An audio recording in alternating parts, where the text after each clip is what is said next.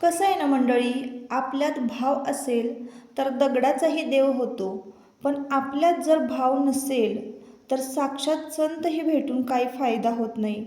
वज्र एका वेळी तुटू शकतो, पण मूर्ख माणूस आणि दृष्ट माणसं यांचा निश्चय कधीच तुटत नाही. परीस लोखंडाचं सोनं करू शकतो, मातीच्या खापराचं नाही. म्हणूनच तुमची मदत आणि सल्ला त्यालाच द्या ज्याच्यात बदलण्याची पात्रता आणि बदलण्याची इच्छा असते.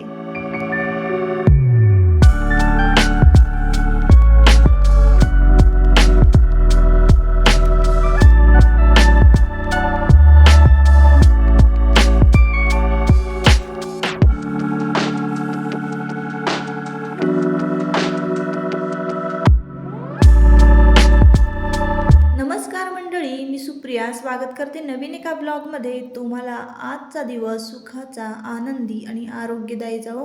तुम्ही जी काही स्वप्न पाहिली असतील ती सगळी स्वप्न तुमची पूर्ण होत. त्याचबरोबर शुभ सकाळ सर्वांना. सकाळची वेळ आहे आणि नुकताच सूर्योदय झालेला आहे, म्हणजे 8:30च्या आसपासची ही वेळ असावी.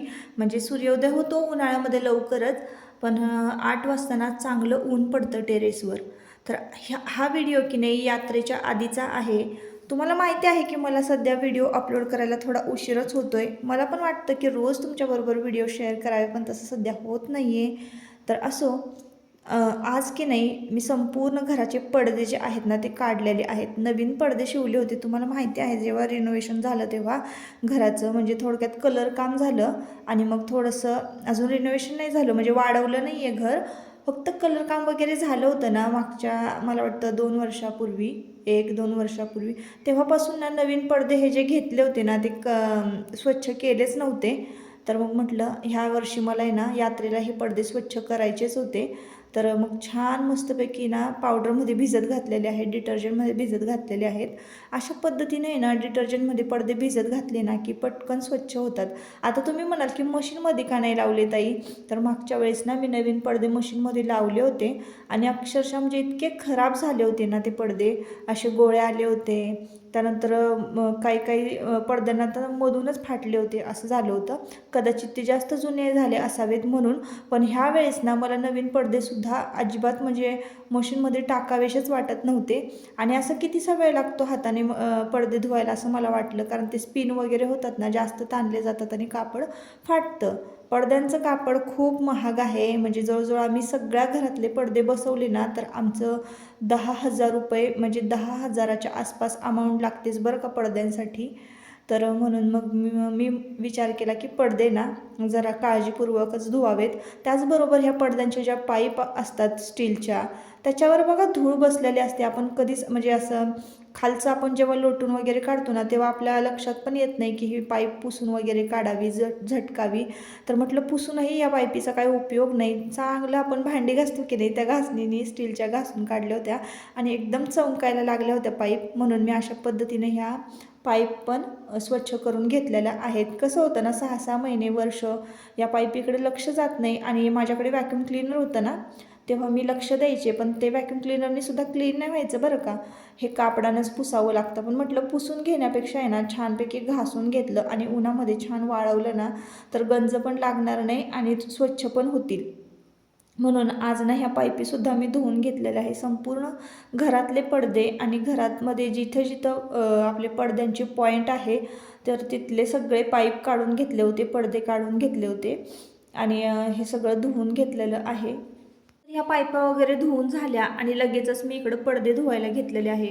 पडदे ना फक्त अर्धा ते 1 तासच मी भिजत घातले होते, जास्त वेळ भिजत घातले नव्हते. वरची जी बाजू आहे ना कर्टन्सची, म्हणजे तिथं एक वेगळ्या प्रकारचं फॅब्रिक लावलेलं असतं बघा, आणि जे राऊंड आहेत ते एकदम स्टीलचे आहेत ना, त्यामुळं मी ते काही काढले नव्हते प्लॅस्टिक पाठीमागचं, आणि ते आपण आपटूही शकत नाही कारण फुटतं. आणि काढलेही नव्हते कारण ते लावायला ना खूप जास्त वेळ जातो. म्हणूनच पडदे घासावेसे धुवावेसे वाटत नाही. खूप सारं हे वेळ खाणारी प्रोसेस आहे. पण तरीही मला असं वाटतं की 3-6 महिन्यातनं एकदा तर काढलेच पाहिजेत पडदे धुवायला. आणि आमची ना यात्रा आहे गुढीपाडव्याला, तुम्हाला माहिती आहे मी काहीच स्वच्छता केली नाही. माझं उन्हाळी कामच चालू होतं. उन्हाळी काम म्हणजे आपलं कांदा लसूण मसाल्याचंच काम चालू होतं माझं. बाकी आजच्या या वर्षी ना उन्हाळी कामसुद्धा काहीच झालं नाही आहे. पण मागच्या वर्षीचं बऱ्यापैकी उन्हाळी काम शिल्लक आहे ना, तर मला फक्त यावर्षी उडदाचे पापड करायचे होते, बस एवढंच. बाकी दुसरं काहीच नव्हतं करायचं आणि कुरवडी मी विकत घेणार होते. तर इथं का नाही मस्तपैकी टेरेसवर अशी मोकळी जागा आहे आणि छान कोवळं ऊन पडलं ना, तर पडदे धुवायला म्हणजे काहीच वाटत नाही बरं का, एकदम मस्त वाटतं. जास्त थंडीही वाजत नाही आणि जास्त ऊनही जाणवत नाही. तर अशा पद्धतीनं मी सगळे पडदे ना व्यवस्थित धुवून घेतले आणि एकदम मऊ ब्रशनं घासलेले होते. माझ्याकडे जो ब्रश आहे ना, तो फक्त सिल्कचे कपडे घासण्याचा ब्रश आहे, खूप मऊसूत आहे. त्यानं मी ते पडदे घासून घासून फक्त विसळून घेतलेले आहे. जास्त काही ह्या पडद्यांना जास्त एनर्जी लागत नाही, म्हणजे जास्त आपटावं लागत नाही, आपटावं धुपटावं लागत नाही, एकदम इझिली क्लीन होतात. आता टेरेस तुम्हाला माहिती आहे मी स्वच्छ पाण्यानं धुवून काढलं होतं आधीच, आपल्याला जेव्हा ज्वारी वाळत घालायची होती तेव्हाच. तर म्हणून मग जास्त काही घाण नव्हती टेरेसवर, फक्त ही भिंत वगैरे झाडून पुसून घेतली होती मी. याच्यावर पडदे वाळत घालायचे होते त्यामुळं, आणि खाली काही घालता येत नव्हती, खाली खूपच धूळ होती ना, म्हणून म्हटलं चला मस्तपैकी हे पडदे ना छान असे उन्हाला टेरेसवर वाळणार आहेत. बापरे, एवढं ऊन आहे ना, सावलीत आलं की इतकं भारी वाटतं ना. आमच्या घराच्या पाठीमागं ना औदुंबराचं झाड आहे आणि हिथं या कोपऱ्याला ना इतकं भारी वाटतं. सगळे पडदे आता मस्त धुवून झाले. आता जाळ्याजवळ मटं काढून घ्यायची, म्हणजे मग ती पडद्यांवर पण पडणार नाही. पडदे धुवून वाळेपर्यंत घरातल्या ना जाळ्याजवळ मट्ट स्वच्छ होतील आणि संपूर्ण घर स्वच्छ झालं की मग भांडी घासायला काढायची. अशा पद्धतीनं मी आजचं रुटीन ठरवलेलं आहे. पाठीमागे बघा कसं दिसतंय, सगळीकडे असे छान पडदे ना मस्त वाळत घातलेले आहे. तिकडं कोपऱ्यापासून, ह्या कोपऱ्यापासून संपूर्ण ही भिंत आणि हे सगळं असं भरलेलं आहे. तुम्ही बघू शकता इकडं पाठीमागं पण. तर भारी वाटतं खरंच.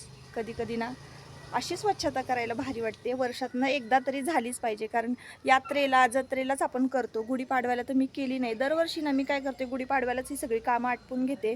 म्हणजे मग यात्रेला कसं होतं, जेवणाचे आमंत्रणं कोणाकोणाला सांगायचं त्याची लिस्ट करायची असते, आणि आपण यात्रेचा स्वयंपाक पण घरीच करतो ना सगळा. म्हणजे जवळजवळ 40-50 माणसांचा स्वयंपाक असतो. भाकरीला तर मी बाई सांगणार आहे.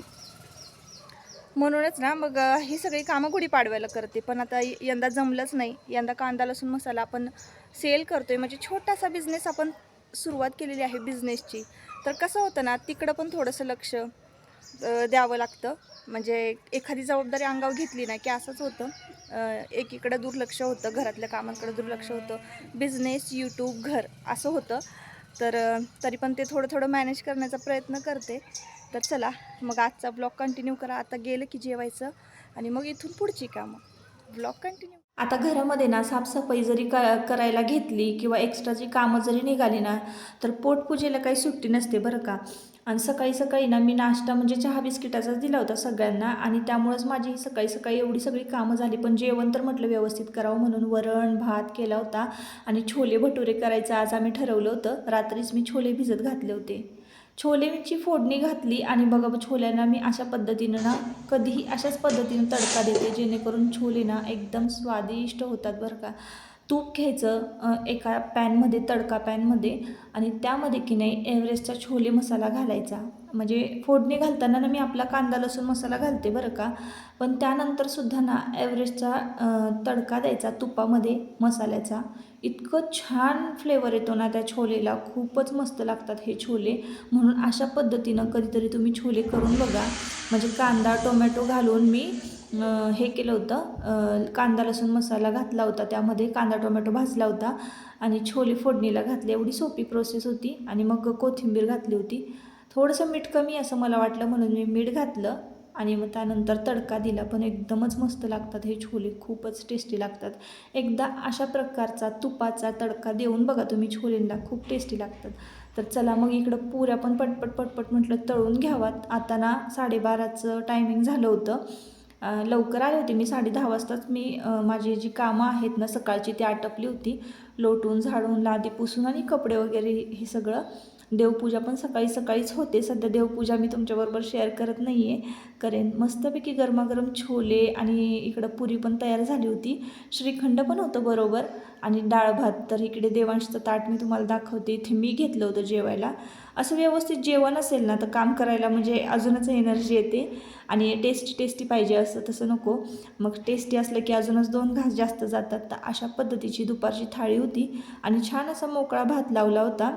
म्हणजे दिल्ली राईस मी लावला होता, थोडासा होता, तर म्हटलं चला निवडायला पण नको, स्वच्छ असतात ते तांदूळ आणि अशा कामामध्ये उपयोगी आहेत म्हणून वरच होते तांदूळ ना, तेच मी शिजवले होते आणि त्याचाच भात केला होता. तर आता ना पडदे वाळत आहेत छानपैकी, तर म्हटलं चला इकडनं ना जाळ्याजवळ मोठं काढून घेऊया, झटकून घेऊया हे सगळं, खिडकी स्वच्छ करून घेऊया. मध्ये ना माझ्याकडे आगारोचं व्हॅक्यूम क्लीनर होतं बरं का, आणि इतकं छान होतं ना ते, खूप छान चाललं, 1.5-2 वर्ष खूप छान चाललं. त्याची वॉरंटी 1 वर्षाची होती आणि एका ताईने लिंक मागितली होती, मी लिंक डिस्क्रिप्शन बॉक्समध्ये देते, तुम्हाला जर घ्यायची असेल तर नक्की घ्या. इतक्या छान खिडक्या क्लीन होतात ना त्या व्हॅक्यूम क्लीनरनी, आणि कर्टन्स वगैरे पण क्लीन होतात, म्हणजे कर्टन्सवर जे धूळ असते ना तीसुद्धा क्लीन होते बरं का. पण झालं असं की माझ्याकडूनच ते व्हॅक्यूम क्लीनर आहे ना बिघडलं, आणि बऱ्याचदा माझ्याकडनं इलेक्ट्रिक वस्तू बिघडतात ना, त्यामुळं तुमच्या दादांची माझी भांडणं होतात. म्हणजे मी तर काही बोलत नाही, मला माझ्या चुका मान्य असतात, पण त्यांचं आपलं चिडवणं चाललं असतं की तू अशी हात लावला की तू ते बिघडवणारच. मला माहितीच आहे, कारण मिक्सर पण बिघडतो माझ्याकडनं. पण झाले असं की हे जे ड्रायर आहे ना तेच किती वर्ष माझ्याकडनं बिघडलं नाही, म्हणजे चांगलं चाललं आहे बरं का, आणि बिघडू पण नाही माझ्याकडनं. पण हे इतक्या कामी येतं ना, तुम्हाला माहिती आहे मी आणि कपडेसुद्धा वाळवते या ड्रायरनं आणि खिडक्यासुद्धा क्लीन करते. तर आता लगेचच आपण काय व्हॅक्यूम क्लीनर घेऊन येऊ शकत नाही, म्हणून आता इकडं आयुष मला मदत करतोय या ड्रायरनं सगळी घाण काढायला. अगदी बारीक सारीक धूळसुद्धा आहे ना ह्या ड्रायरनं निघून जाते. म्हणून कधी जर तुम्ही खिडक्या क्लीन करत असाल तर कधीतरी ड्रायरचा उपयोग करून बघा, ड्रायरचा वापर करून बघा बरं का. आता इथं ना मी काम करत होते आणि आयुषची परीक्षा चालू आहे म्हणून आयुष अभ्यास करत होता. तर मी हे ड्रायर काढलं ना क्लिनिंगला की लगेच आला तो. त्याला हे अशी कामं करायला भारी वाटतं, छोटी छोटी कामं, आणि थोडी तेवढीच मदत होते आपल्याला पण. तर वरती जास्त जाळ्याजळमट होतं बाहेरच्या बाजूनी, आणि बाहेरच्या बाजूनी काही क्लीन होत नाही खिडकी. आणि मी एखादं काम जर हातामध्ये घेतलं ना की ते इतकं क्लीन करावं, म्हणजे मला सवयच आहे, ते अगदी मनासारखं होत नाही ना तोवर मी त्या कामाचा काही पिछा सोडत नाही, असं असतं. आणि खिडक्या वगैरे सगळ्या घरातल्या क्लीन करून घेतल्या, आणि तेवढ्यात ना जेवढ्या ऑर्डर पडल्या होत्या आपल्याला कांदा लसूण मसाला हळदच्या आणि दुसऱ्या इतर काही, तर त्या सगळ्या मी लिहून घेत होते आणि बाहेरच बसले होते. बाहेरच मशीन ठेवलेली आहे मी, तर बाहेरच ऑर्डर सगळ्या लिहून घेतलेल्या आहे. आणि हे जे काम आता पटपट होईल ह्या 2 दिवसानंतर, मग ह्या सगळ्याच्या ऑर्डर आहे ना त्या मी डिस्पॅच करून घेणार आहे. आता फक्त लिहून घेते. ऑर्डर जर लिहिल्या नाहीत ना तर पत्ते नंबर कधी कधी डिलीट होतं, लहान म्हणजे देवा ना मोबाईल खेळायला घेतो, मग कधी कधी डिलीट पण होतं आणि मग ते राहत नाही. म्हणून मग मी सगळे ज्याची ऑर्डर पडेल ना ते हे सगळं मी लिहून घेते, पत्ता मोबाईल नंबर वगैरे. आणि मग कसं की आपल्याला कोणाची ऑर्डर जर असेल ना तर लक्षातही राहतं की कोणाला काय द्यायचं आहे आणि किती द्यायचं आहे. म्हणून मी सर्व ऑर्डर ज्या दिवशी जी ऑर्डर पडेल ना त्या दिवशी लगेचच लिहून घेत असते.